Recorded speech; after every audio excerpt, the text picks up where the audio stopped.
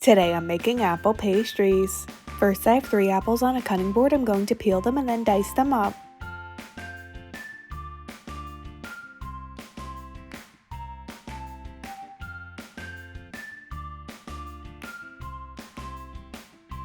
Next I have a frying pan with 4 tablespoons of butter. Then add a half a cup of brown sugar. Next add a teaspoon of cinnamon. Then I'm going to add the apples that I diced up earlier, and then I'm going to cook this on medium-low heat for 10 minutes, stirring occasionally. Next I have a piece of puff pastry on a cutting board. I'm going to cut into 9 pieces.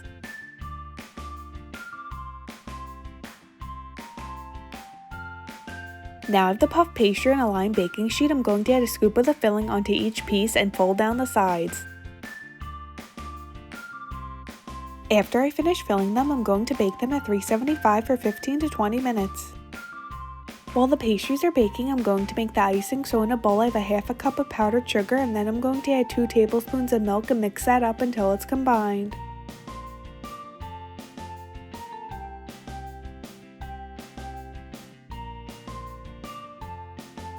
Once the apple pastries come out of the oven, drizzle the icing.